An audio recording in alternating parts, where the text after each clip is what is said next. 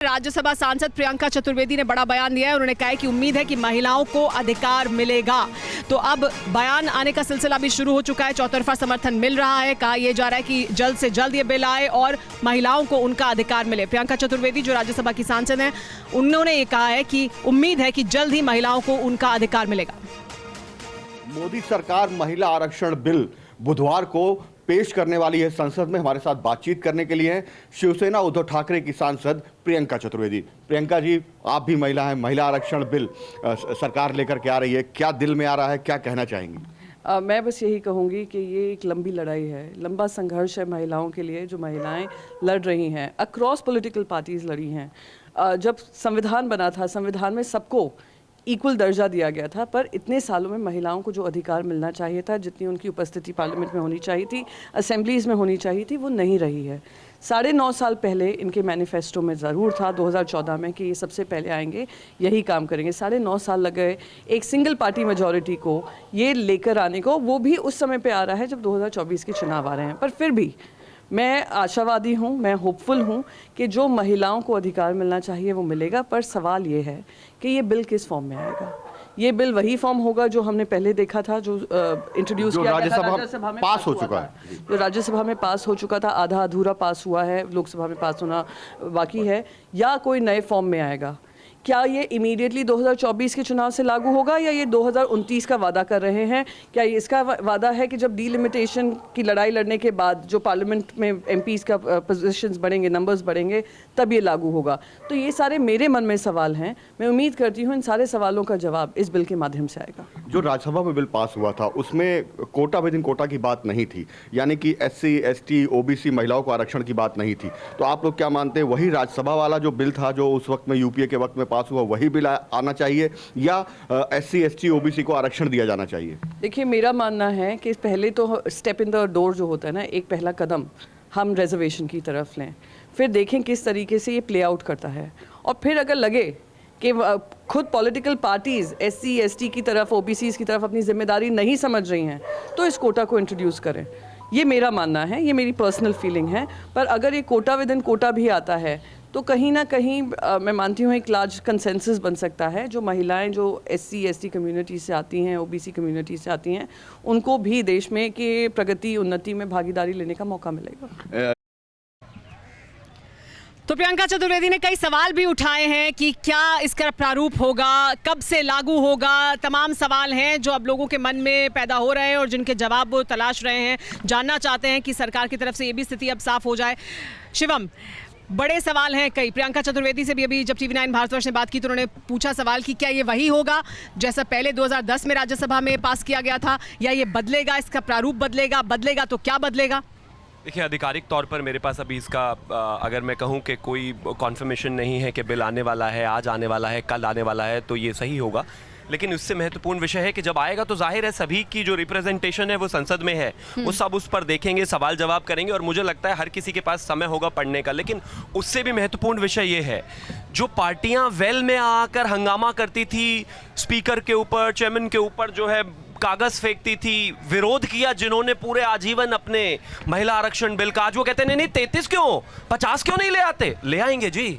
लेकिन आपकी आज की पार्टी में ही आप ऐसी मानसिकता वाले लोग हैं, आप उनको जवाब दीजिए। मैं बड़े सम्मान से, मेरी बहन मेरे बराबर में खड़ी हुई है, मैं उनका पूरा सम्मान करता हूं एक महिला होने के नाते, लेकिन उन्हीं की पार्टी के प्रवक्ता हैं IP सिंह। उन्होंने कल ट्विटर पर लिखा है कि अगर इस बिल को लेकर आएंगी तो वो जो परकटी महिलाएं हैं इंग्लिश बोलने वाली, वो हमारा सारा जो है हिस्सा खा जाएंगी। इस पर कुछ क्लैरिटी होना चाहिए। वो किसको कह रहे हैं, क्या कह रहे हैं आप, इस पर अगर क्लैरिटी दे दे तो बेहतर है। आप महिला सुरक्षा, महिला आरक्षण की बात दूसरी पार्टियों से बाद में करना, अपनी पार्टी में जो लोग बैठे हैं किसी के व्यक्तिगत विचारों को आप पार्टी पे नहीं थोप सकते हैं। दूसरी चीज, अगर आज के दिन हम लोग राजनीति ना करें और एक सहमति से इसका सहयोग दें तो शायद ज्यादा अच्छा रहेगा। अभी भी इसमें इफ एंड बट है, अभी भी पूरा हम लोगों को क्लियरिटी नहीं है। टेक्निकली भी अभी हम लोग को देखना है कि कैसे ये बिल स्मूथली जा रहा है यहाँ। ठीक है, इस पर ज्योति जी की प्रतिक्रिया भी ले रहे थे। ज्योति जी, आपको भी लगता है कि कुछ अभी इफ्स एंड बट्स हैं, अभी कुछ है जिसका विरोध हो सकता है? देखिए ये जो आप बात है, ये गॉसिप टाइप का बात है। मैं इससे ऊपर की बात करना चाहता हूँ। मैं इससे ऊपर से बात ये करना चाहता हूँ कि रिजर्वेशन तो ठीक है, जो श्रीमती सोनिया गांधी ने 2010 में राज्यसभा में इनिशिएटिव लेके पास कराने का काम किया था, उसको और आगे बढ़ाते हुए मैं तो कहता हूँ समाज में भी सुरक्षित हो महिलाएं, प्रदेश में भी सुरक्षित हो महिलाएं, एजुकेशन जहाँ प्रोफेशनल में जहाँ काम करती महिलाएं वहाँ भी सुरक्षित हो, इसकी भी गारंटी इस सरकार को देना चाहिए, जो कांग्रेस पार्टी की हमेशा मांग रही है, जो CWC में भी हमारी मांग थी। लेकिन इससे भी मैं अलग एक बात कहना चाहता हूं कि देखिए, कांग्रेस पार्टी तो एक फ्रीडम मूवमेंट की पार्टी रही है, और फ्रीडम मूवमेंट की पार्टी जब रही है तो आपको मैं याद भी दिला देना चाहता हूं और आपके माध्यम से करोड़ जनता को बता देना चाहता हूं कि कांग्रेस पार्टी वो पार्टी है जो महिलाओं को स्वतंत्रता के संग्राम में भी साथ लेकर चलती थी, महिलाओं को छोड़ के नहीं चलती थी। अगर